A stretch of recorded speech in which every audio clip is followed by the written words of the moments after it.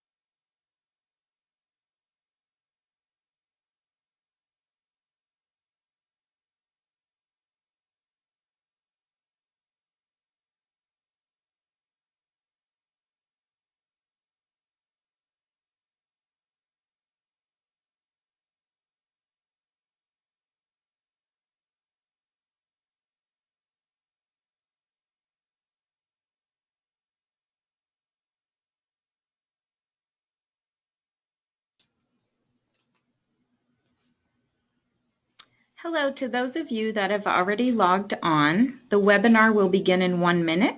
If those that are on will please use your dashboard to raise your hand and let me know that you can hear me.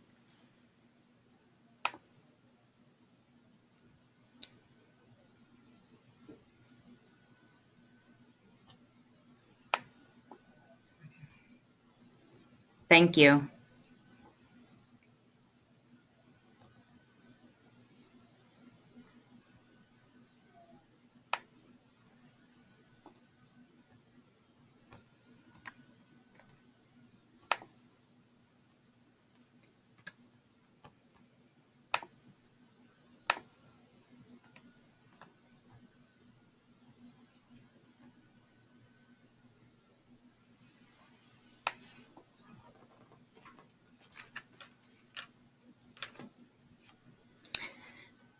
Good afternoon, everyone, and welcome to the fifth and final of a series being offered through the North Carolina Department of Public Instruction Exceptional Children Division.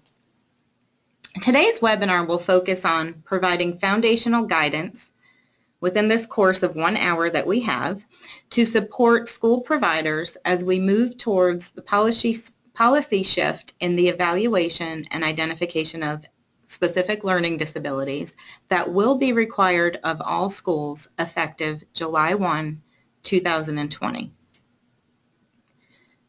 Again, the purpose of this session today is solely to provide guidance to assist all listeners that are on today in preparing for this transition. By no means will we be able to cover in 1 hour everything that we will be planning on rolling out in terms of support over the course of the next few years. Also, I would like to note that I will be delivering information only today. Due to the limited window of time that we have, we will not be able to respond to any specific questions during this hour.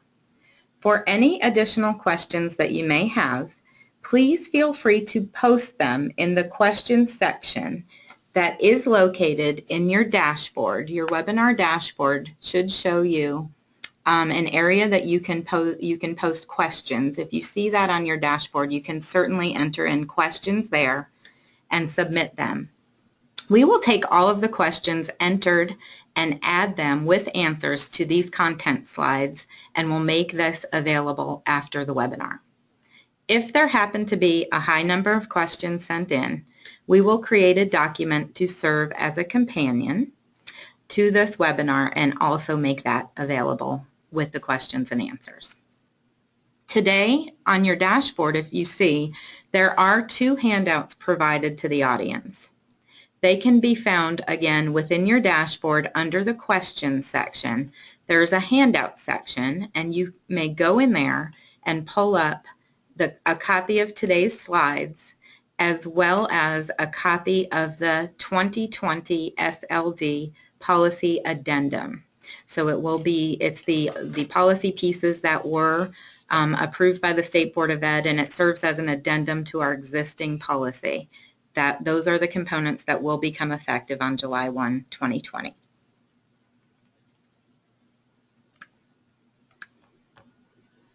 So, moving on to our presentation today.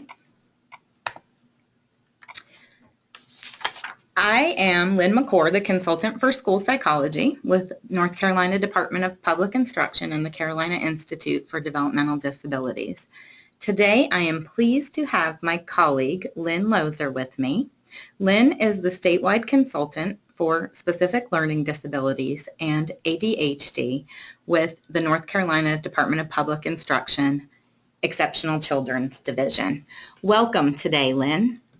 Thank you, Lynn.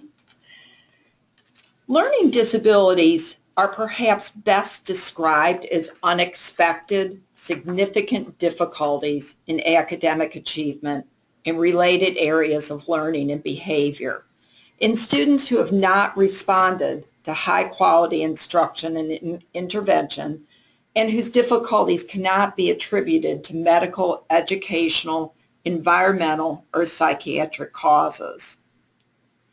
We have a unique opportunity to improve outcomes for students with learning disabilities in our state through the deliberate pairing of a multi-tiered system of support with the changes in special education policy that provide for a comprehensive evaluation that results in effective instruction and accelerated learning. An RTI-based evaluation must be guided by the conviction that we have the knowledge and skills to assure that all students, including those with specific learning disabilities, can learn and achieve at high levels. An important question for school teams to reach consensus around is this about eligibility only, or about ensuring that students with specific learning disabilities get the instruction needed to significantly improve school performance? Eligibility determination that does not result in effective instruction may be a denial of the fundamental right of each student to have equity in access to effective instruction. Let's look at who are our students with specific learning disabilities in North Carolina. 37% of all students with disabilities in North Carolina are identified as SLD. This is slightly above the national count of 35%. This represents the largest group of students with disabilities in the state. Now let's look at some proficiency data for students with disabilities, including students with learning disabilities. Taking a wide look at the national data for all students with disabilities on the NAEP, or the National Assessment of Educational Progress, less than 10% of 8th grade students with disabilities are proficient in reading and math, compared to 27 and 24% respectively of all North Carolina students. The 2014 NCLD State of Learning Disabilities report showed that 1/3 of students with learning disabilities have been retained a grade. Now let's take a closer look at the 2014-15 proficiency data in North Carolina. In the area of reading, 12.3% of 3rd grade students with learning disabilities scored at or above a level 3, compared to 59% of all students. In math, 22% of 3rd grade students with specific learning disabilities scored a level 3 or above, compared to 62% of all students. In fact, students with learning disabilities were the lowest performing group of students with disabilities. And finally, the graduation rate for students with disabilities is 67.3%, whereas the rate for all students is 85.6%. The good news is that this rate is steadily increasing and keeping pace with the graduation rate for all students. The bad news is we're not closing the gap. The vast majority of students with learning disabilities spend 80% or more of their school day in the general education setting. What this means is that if we are going to impact outcomes for students with learning disabilities, it must be a joint effort of general education and special education. Students must receive strong, differentiated core instruction as well as specially designed instruction that meets the unique needs of the learner. Thus, the necessity to view the SLD policy as an instructional model embedded within a multi-tiered system of support framework. This graphic provides an overview of the criteria for an evaluation under the policy that will become effective July 1, 2020. For those familiar with the current policy, you will note the criteria has not changed. What has changed is the data sources you will use to make eligibility decisions. Evaluation begins with the convergence of data from multiple sources, which was the focus of Lynn's last webinar, and she will also address this later in today's session. We begin with lack of appropriate instruction. We have intentionally placed this as the first criteria. This requirement is designed to ensure that students are not identified as having a learning disability and needing special education when their inadequate achievement and insufficient rate of progress are the result of a lack of appropriate instruction in reading or math. If the team cannot document that the student's difficulties are not a result of a lack of instruction, the student may not be identified as eligible for special education. Although within IDEA, the assurance of appropriate instruction is considered an exclusionary factor, North Carolina considers it an inclusionary factor, meaning that the assurance that the child is receiving instruction that benefits the majority of students, including subgroups, has been well established through the problem-solving process. Now let's look at exclusionary factors. We have placed exclusionary factors as the second criterion, since these factors should be addressed through the problem-solving process and ruled out as possible reasons for the student's lack of response and brought to the evaluation process as existing data. The exclusionary factors remain unchanged from previous policy, with the exception of the loss of instructional time. Loss of instructional time ensures that disciplinary removals or suspensions, absences, tardies, or high mobility rates are not the primary reason for the inadequate achievement.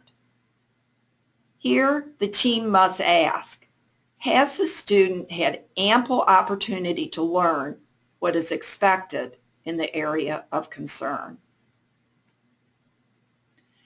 Inadequate achievement compared to age and grade level standards.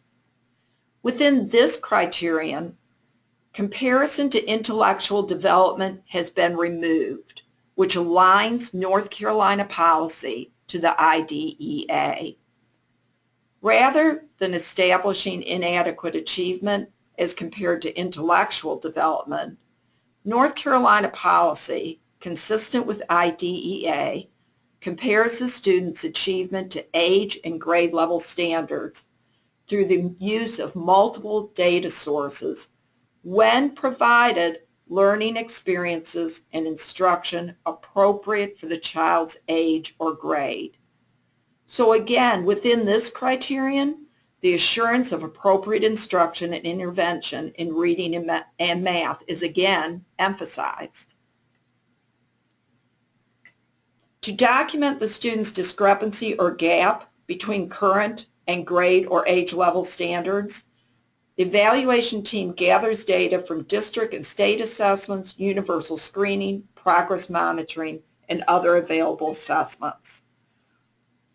The preponderance of data across data sources should indicate inadequate achievement in one of the 8 areas of a learning disability. Note again that this gap does not consider the student's intellectual ability. Insufficient progress.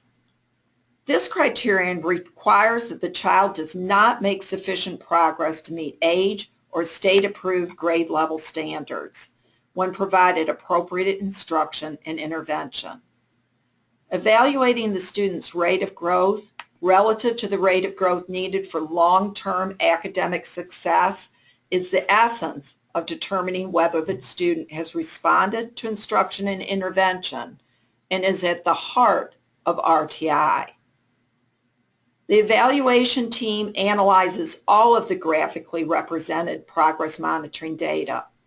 This includes a comparison of the student's rate of progress to expected rates of progress, including evidence that the intervention yielded successful responses and outcomes for the majority of students receiving the intervention.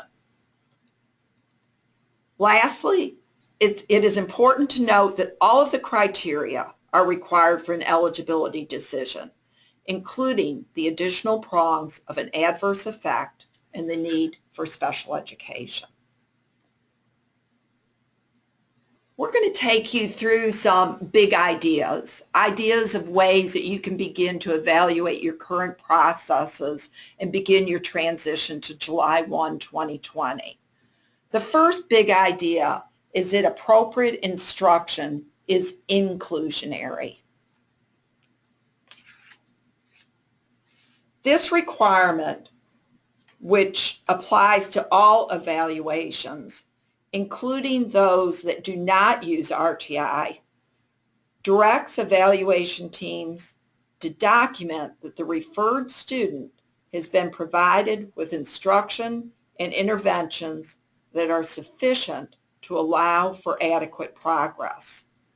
If the team cannot document that the student's difficulties are not a result of lack of instruction, the student may not be identified.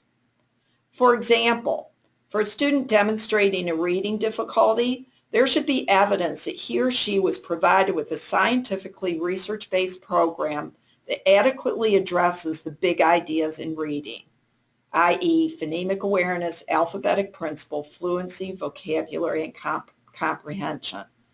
Similarly, the evaluation team must document that repeated assessments, such as universal screening and progress monitoring, were conducted on a regular basis and that the results of these assessments were shared meaningfully with parents. This requirement has not changed and is not new. This requirement includes a number of important features of the infrastructure associated with a multi-tiered system of support. Has Tier 1 instruction been effective, or core instruction been effective with the majority of students with some similar demographics?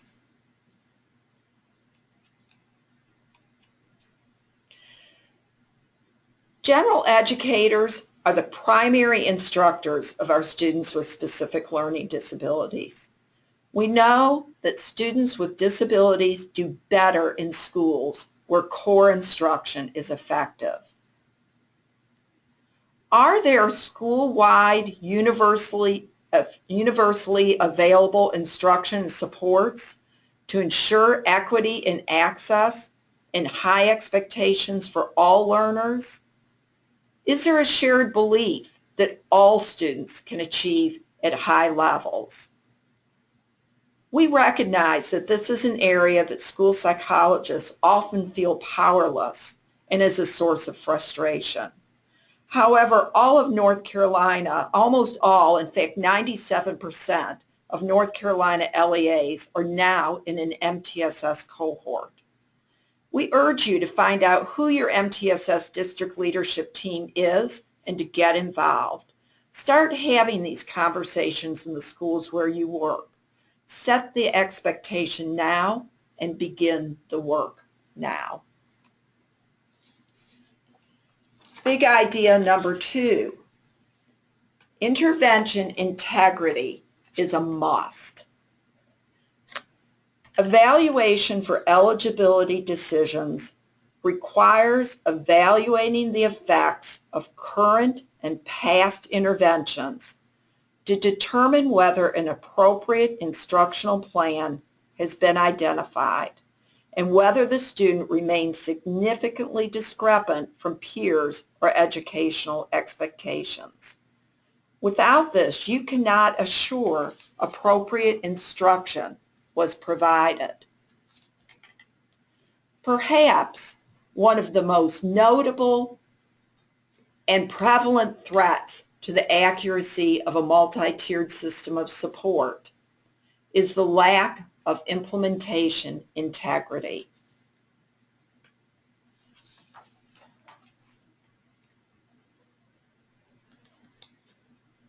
Why assess instruction and intervention sufficiency? There are many reasons why a student might have low achievement. Low achievement by itself is not an indication of a learning disability. The most accurate means of identifying a student with a specific learning disability is in the context of the provision of effective instruction and intervention. The concept of unexpectedness for students with learning disabilities is exhibited when the student has low achievement and insufficient progress when provided appropriate instruction and intervention that is research-based, matched to student need, and of sufficient intensity and duration. The evaluation of students with learning disabilities without the examination of intervention sufficiency is prone to error and may result in the over-identification of students. What are some ways that we can assess intervention sufficiency or intervention integrity? We can do a direct observation of the intervention.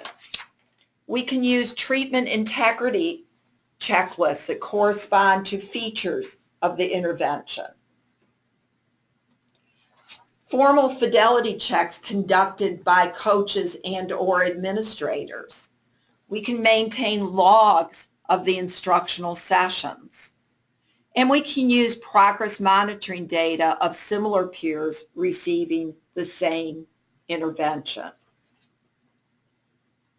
School psychologists can serve on school-based data teams. We encourage you to become a member of these teams, to examine the questions on the screen relative to groups of students. An advantage of an RTI-based approach is that problem-solving and intervention precedes evaluation, and this information not only informs evaluation and identification, but more importantly, informs instruction and intervention. Moving on to big idea 3. Responsiveness to instruction and intervention alone is not a comprehensive evaluation. Misperceptions continue to abound across the education field here in the state of North Carolina, as well as with parents, advocacy groups, and others. It is our job to be able to communicate effectively with all stakeholders involved in working with students that may or may not have a specific learning disability, that we are able to communicate what would actually constitute a comprehensive evaluation. We need to all have an understanding that assessment data of a student's responsiveness does not meet the full requirement of a full and individual evaluation. RTI is a necessary part of Criterion 3, as well as needed information to help establish Criterion 4. but alone is not sufficient to meet the requirement of a comprehensive evaluation. For those of you that saw the webinar that I did on multiple sources of data, no, I didn't forget to remove this slide. We will continue to see the information that we're doing, that we have available to us around our current practices. So in the state of North Carolina, our policy manual, again, is referenced here in the definition of evaluation. That's been the definition of evaluation since the reauthorization of the IDEA. This helps us to underscore Big Idea 3. Clearly states that multiple sources of data must be used to arrive at eligibility decision. It also clearly states that any eligibility decision must not be dependent on single test scores. We can't emphasize this enough, and remember that this is what our current policy requirement is. I invite the audience to reflect on whether or not this is being adhered to. Consider what eligibility decisions are based on in your district. Ask your general ed colleagues who participate in the IEP meetings the data sources that they think are used to determine eligibility. Ask your special education colleagues, are we, maybe unintentionally, but are we sending a message that we are over-relying on single sources of data to arrive at these high-stakes special education decisions?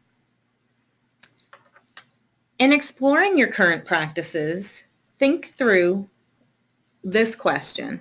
What does the synthesis of information look like in the evaluation reports that are provided, in the documentation processes that exist? What data sources are being used for your eligibility decisions and clearly documented and clearly understood by all those that are attending those meetings and helping to make those decisions? Quickly, just referencing back to where our federal regulations also underscore this requirement. When we are conducting an evaluation, we must use a variety of assessment tools and strategies to gather relevant information. We must not use any single measure or assessment as the sole criterion for determining whether a child has a disability, and the instruments that we use must be technically sound.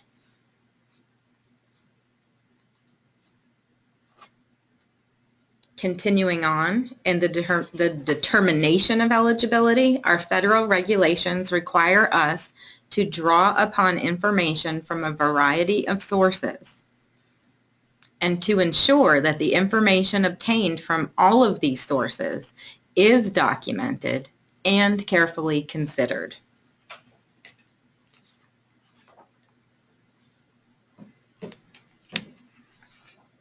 So when we think through the multiple sources of data that are fed forward and carefully considered, an evaluation actually begins with the review of the existing data.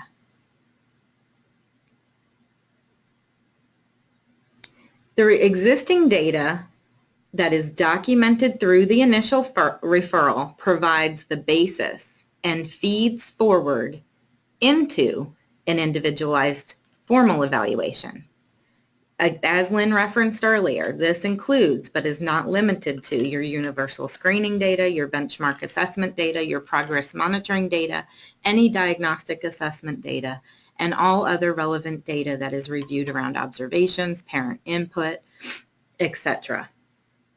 That moves the case into collection and synthesis of the information that would come from utilizing, if necessary, other assessment tools that are appropriately matched to the student's suspected needs.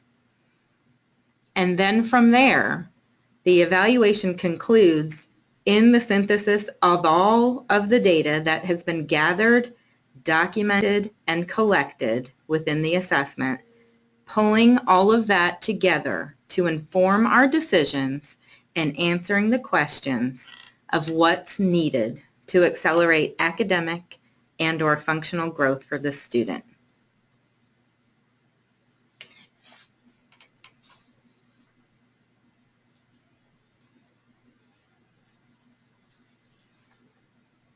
Moving on to big idea 4. Evaluation for eligibility is a continuation of the problem-solving process, not the goal of it. One of the quotes that we reference a lot is from the Kowaleski book that we talk about often, and it states that the full intent of special education is to devise a program of instruction that will accelerate the student's progress beyond that which was realized during the provision of multi-tiered supports. So when you're exploring your current practices, think through whether or not special education is embedded within a multi-tiered system of support. Are there seamless systems that exist between special ed and general ed?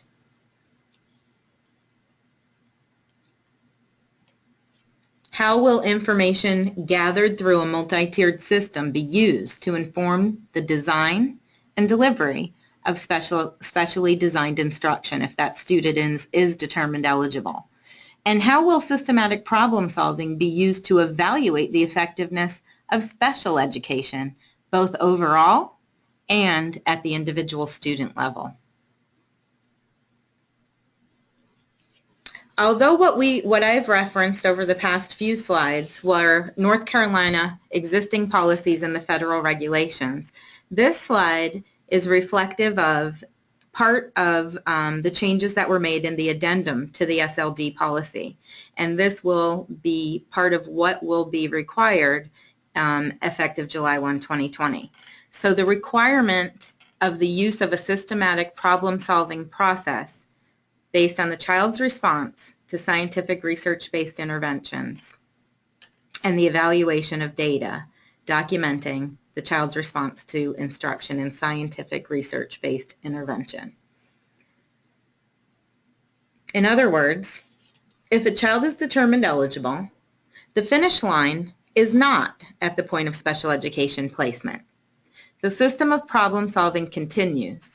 The design and delivery of instruction and intervention becomes more focused, and the progress monitoring of effectiveness of services continues, because the intent of special education is to accelerate a child's progress in order to close the performance gap that exists, the reason that got them into special education to begin with.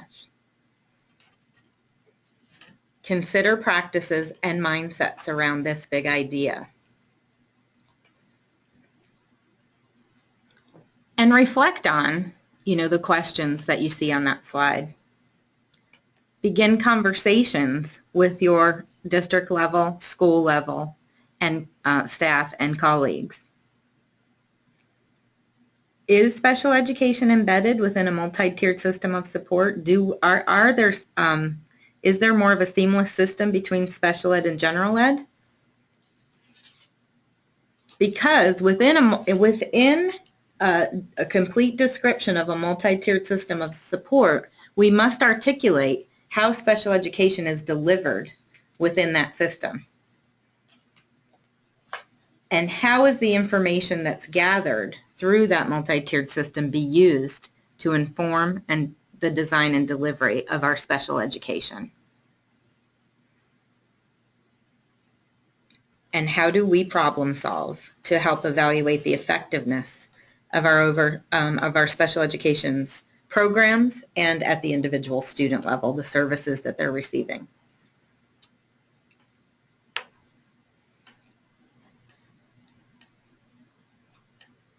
When you're looking at this, think about this question and determine what an answer might be within your buildings, within your district, within yourselves. A response of true falls outside the realm of problem solving and sound decision making based in evidence and relevant data. To view a framework of multi-tiered system of supports as a process through which a student arrives at special education referral is entirely missing it. RTI is not something that a student enters into.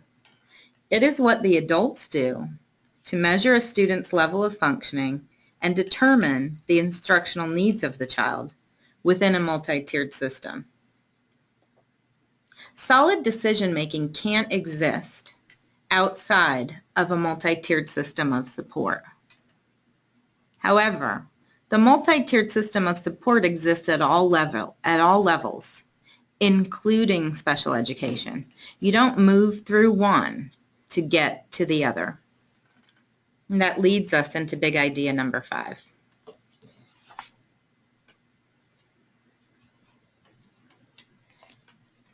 When you reflect on big idea 4, the flawed thinking of true in big idea 4 can become problematic.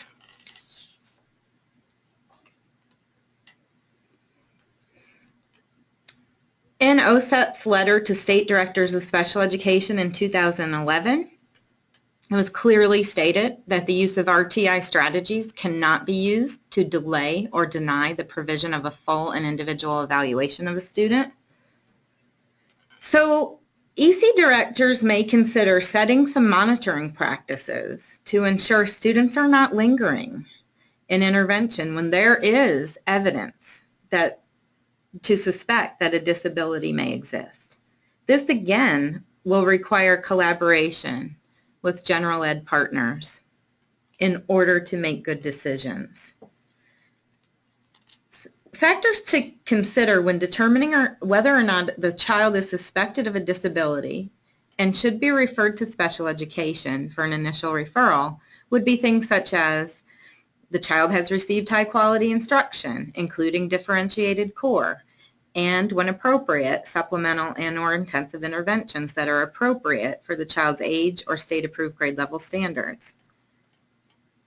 Considering multiple sources of data that suggest whether or not the student is meeting grade level standards or is not progressing towards meeting standards. Or if they're progressing at a rate that is insufficient to reduce the risk of failure after an appropriate period of time.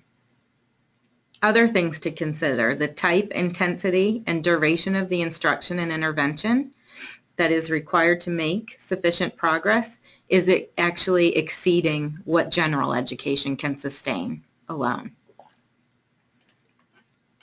Whether that student's performance is unique when compared to their peers, and this would include culturally and linguistically similar peers. And that whether or not their performance can be explained by other, more plausible factors other than a suspected disability, such as lack of appropriate instruction, poor attendance, weak intervention delivery. So these are some guiding questions to think through when we are considering whether or not we suspect a disability.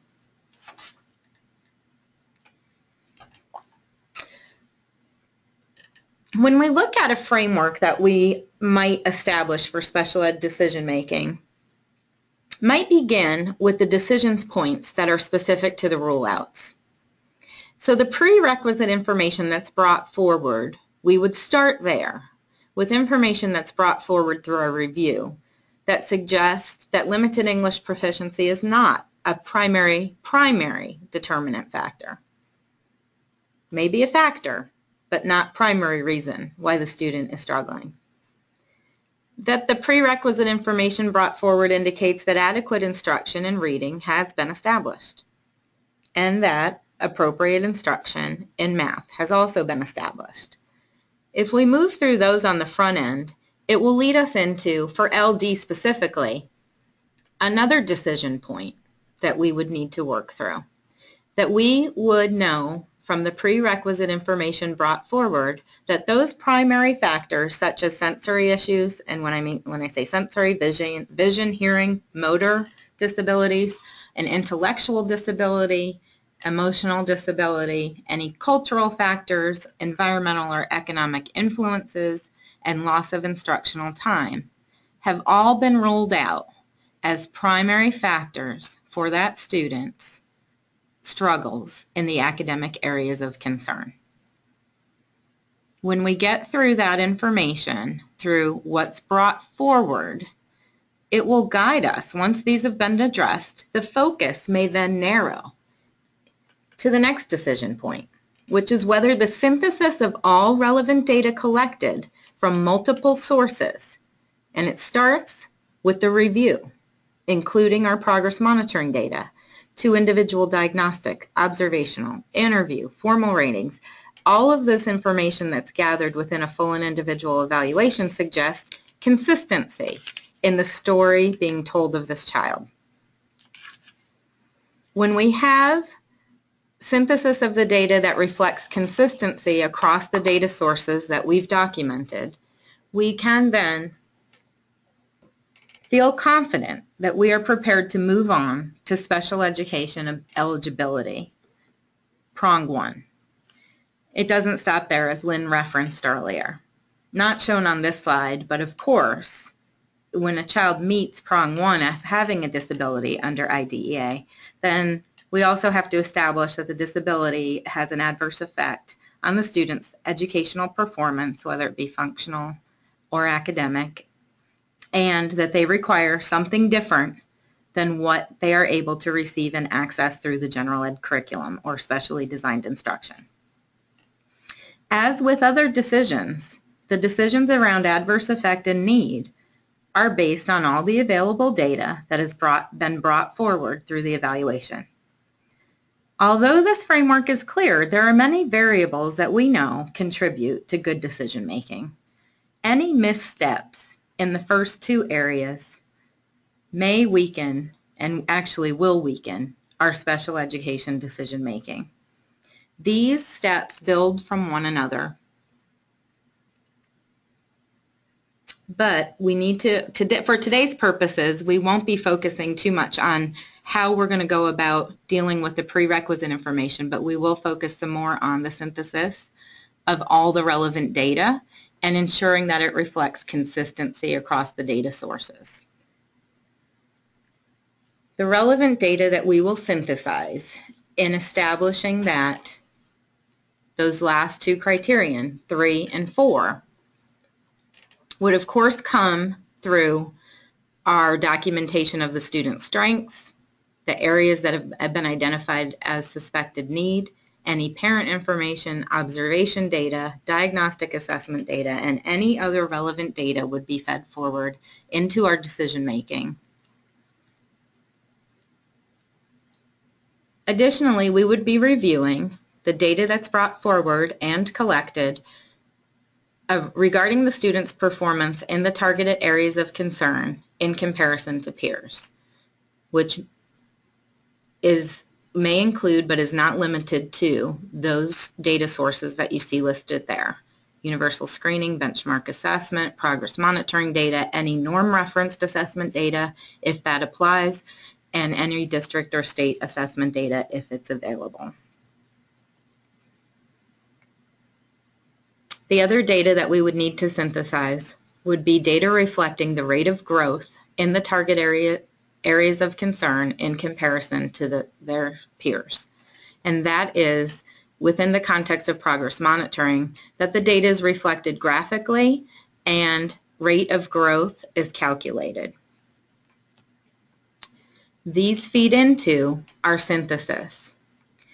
And when we synthesize all of the relevant data and determine that consistency exists across data sources to tell us that inadequate achievement has been sufficiently established and insufficient rate of progress has also sufficiently been established. You can see the data sources that would feed into those 2 decisions, and it is not reflective of a single source of data.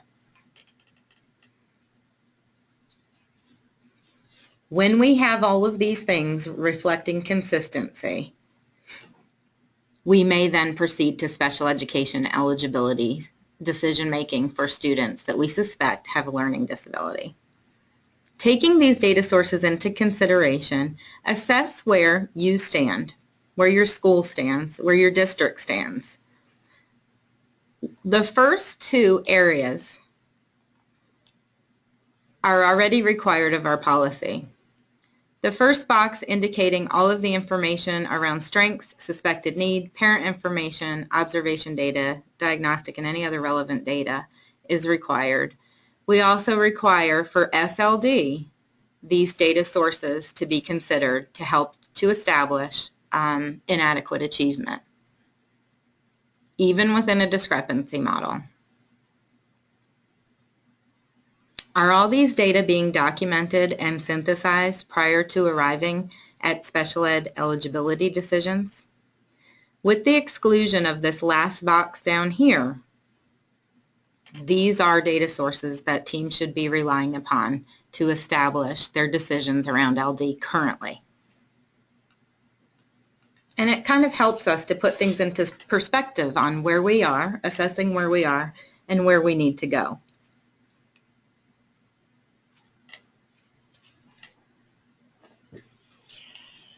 Thanks, Lynn. This is Lynn Loser again. If I had to choose one takeaway for you from my perspective as an educator and advocate for students with learning disabilities, it's this. Evaluation has two purposes: determination of eligibility and the identification of the specially designed instruction a student requires in order to accelerate progress beyond that which was realized during the provision of multi-tiered supports. This can be accomplished through the use of an instructional model of evaluation embedded within a multi-tiered system of support framework. So, not that we're counting, however, it is 3 years, 10 months, and 28 days, excluding the end date of July 1, 2020, or the full implementation date of July 1, 2020, or 1,428 days from today to July 1, 2020. So it's not intended to create anxiety for you, but it is intended to recognize that we did provide a 5-year timeline for the implementation of this policy to give LEAs plenty of time to prepare through the implementation of a multi-tiered system of support. So what can be done to begin preparing for full implementation? It all depends on where you, your school, your district is with these big ideas that Lynn and I have shared today. Regardless of where you are, you could start somewhere. In fact, get started and then get better. So what can you do to prepare? You can start by supporting implementation of a multi-tiered system of support in your LEA. As I said before, 97% of traditional LEAs are in an MTSS cohort. And we have many charter schools who are also participating in those cohorts. Know who is on your district or charter MTSS implementation team. Increase understanding of the work by watching the 21-minute video that's located on the Multi-Tiered System of Support wiki space. In fact, take some time to review all of the content on the wiki. Review the district or school MTSS plan and consider, what is my role? Implement instructional practices and the use of the district-wide problem-solving process with fidelity. Increase your understanding of available data sources, which should include academic, behavior, and social-emotional data. The professional development for the implementation of the SLD policy will occur primarily through the MTSS Professional Development Plan. Implementation of the policy requires implementation of a multi-tiered system of support. Other things that I want to point out, specific to school psychologists, in supporting implementation of a multi-tiered system of support. If you are a school psychologist, advocate for school psychology to be represented on the district level MTSS implementation team. That actually is one of the suggested disciplines in the selection criteria for that has been put out by the MTSS delivery team. So advocate that school psychology is in fact represented there. And ensure that communication loops are established from the MTSS implementation team back to the entire school psychology department within your district, your school, your charter, whatever, wherever you are, wherever you work. Because, you know, and that would naturally flow if school psychology is represented on the implementation team, then that feedback loop would more easily be established back in. If you're in a department of more than one, it would easily flow back to your department through the point of contact that's installed in your implementation team. What else can you do to prepare for the transition is to understand and adhere to the existing policy requirements for evaluation and identification of students suspected of a disability, and more specifically of students suspected of a learning disability. As Lynn referenced, they are our most prevalent IDEA identified classification here in the state and nationally. At 37% of our kids with IEPs are identified as kids who have a learning disability. So when we have a better understanding and adherence to the existing policy, we would assure that we have adequate, that we are documenting and assuring adequate instruction in reading and math, and that we are ruling out that limited English proficiency is not a primary determinant factor in the child's academic struggles. The existing policy requirements for evaluation include the use of progress monitoring data that reflects the results of the targeted interventions that were delivered to the student. They're required as one of your data sources, and progress monitoring data is required as one of your data sources and has been, regardless of the type of model that you're utilizing to determine LD. Whether it's in a 15-point discrepancy, an alternative to discrepancy analysis, or within an instructional model or an RTI-based evaluation. I can't underscore enough how that will position you better when the transition into full implementation occurs on July 1, 2020. If you remember the slide I referenced, you can see what we should be doing and synthesizing currently, regardless of the model of identification we're using. Other types of things that you can do to prepare is utilize the resources that are available. Lynn has a listserv that is specific to education around specific learning disabilities. We have some links that we will provide, but the school psychology listserv will be more frequently used, and this is not just specific to the communication list that I have for lead school psychologists, but the entire field, the entire discipline. And I encourage you, if you're not a member of the listserv, to join. I will make sure that there is the information embedded in this slide before we send out the updated slides with any questions and answers on them. Take advantage of the professional development opportunities that will be in place over the course of the next few years. We're going to talk about a couple in just a minute. There are also SLD fact sheets that Lynn will be developing and putting out on a regular basis, and our SLD implementation guide that is nearing the stages of finalizing our draft form. We have just a few minutes, and just to kind of really look at quickly, for those of you that haven't seen the framework yet of the implementation guide that's being established, this slide lays out all of the different components that will be addressed and included and guided on within that guide.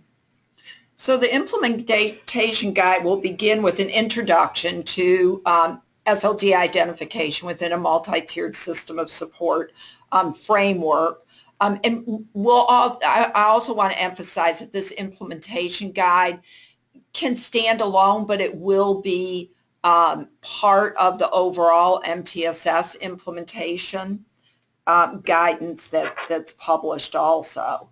We'll have some information in there about intent to implement and what will our transition period look like, or notification of transition to full implementation between now and July 1, 2020. We'll have a large section about what is a specific learning disability, what are the 8 areas of a specific learning disability.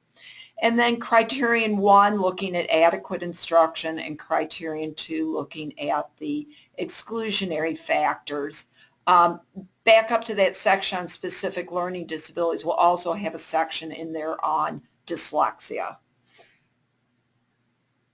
And then, moving through, as Lynn referenced, there will be, each of the 4 criterion will be laid out with some guidance, examples of how to implement, and of course resources will be linked in to help also determine unexpected underachievement and insufficient progress, to ensure that there's adequate information for all available to guide them through those 4 criterion. And then as you see down at the bottom, nearing the bottom, we have some work going on right now around establishing universal criteria for evaluation reports.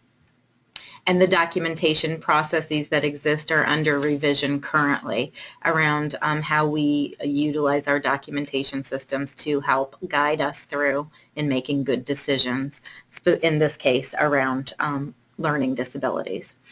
And there will be some additional pieces that are attached to what we referenced as our big idea. One of our big ideas around the problem solving does not cease at the point of special education identification. We will be walking through guidance on the IEP development that is data-based, and progress monitoring of effectiveness of the specially designed instruction, as well as, of course, reevaluation will be addressed there, and there will be an FAQ section that's also embedded in.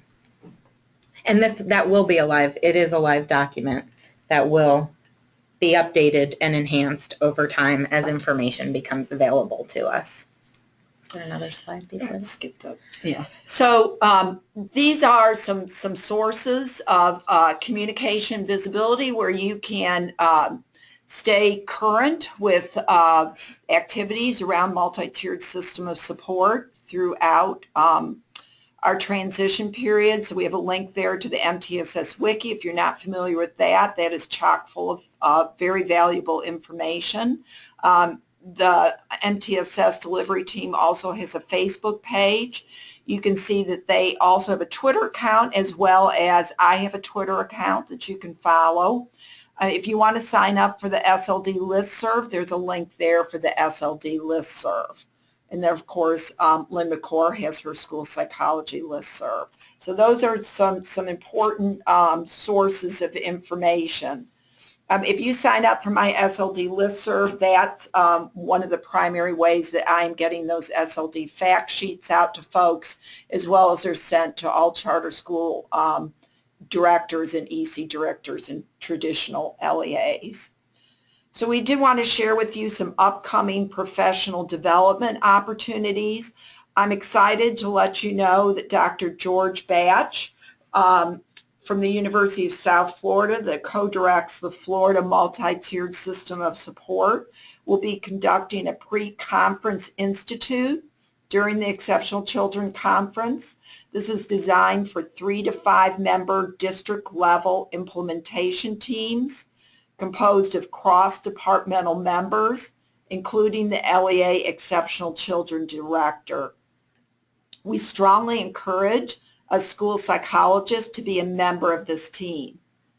The Institute will focus on the district and school level structures and resources necessary to implement SLD eligibility within an MTSS model. Dr. Batch will also be providing a 2-part general session for administrators, as well as a 2-part general session titled SLD Eligibility Within an MTSS Model, What does it look like? And is it really about a search for effective instruction? And then again, additionally, Lynn and I are not competing. I will be having as I have, a school psychology institute that will be for school psychologists, a full day session that is specific to the use of multiple sources of data to arrive at special ed decisions that are valid. This will cover all disability classification. Well, actually, it will cover our top 4 disability classifications that are relevant to school psychologists, which includes specific learning disability, other health impairment, intellectual disability, and autism spectrum disorder. As you heard, Lynn's pre-conference institute with Dr. Batch will be limited to a small number of teams, and there are definitely, I think assessing where you are and what you need right now would be a good way to make a decision around which institute might serve a better purpose. But those 2 are being offered this November at the Exceptional Children's Conference. Again, ongoing, you'll see more of this going on as this year begins to ramp up. There will be EC Division sponsored state and regional meetings with, there will be areas where SLD specific focus will be plugged in to some of the regional meetings if we have directors on the webinar currently, and then of course at the leads meeting for school psychologists, as well as other opportunities that may come up throughout the course of this year and next year. Webinars will be something that we hope to continue delivering to provide updates where we need to get into a little more detail than just sending out newsletters and tweets. And also the hope is that we could make some of these things short, self-paced learning modules that can be built into the existing system at the Department of Public Instruction. So those will be things to look for as we move into the year 16, 17 and count down to the July 1 effective date. As stated earlier in the webinar, for any specific questions that you may have, please post them in that question box that is on your dashboard, your webinar dashboard. There's a question box. Please enter in questions. We will answer those questions and add them to the slides for posting. Again, like I said, if there are a high level of questions that are sent in, a high number of questions, then we will create a companion document to go along with this webinar today. I will also let you know that 4 out of 5 of the webinars that I've been involved with this summer have been recorded. We are working on getting these webinars transcribed so that the entire audio version with the transcript may be offered out for consumption. This process, of course, will take a bit longer because we have to have transcription attached to it, and we expect that within the next 2 weeks, all of these will be complete. When it is, all the webinar attendees will receive a communication that will direct them to where we will house the webinars. Those 4 out of the 5 will be housed with audio and the transcriptions, and you are welcome to and are encouraged to share that information with others when it is posted publicly. This concludes today's webinar.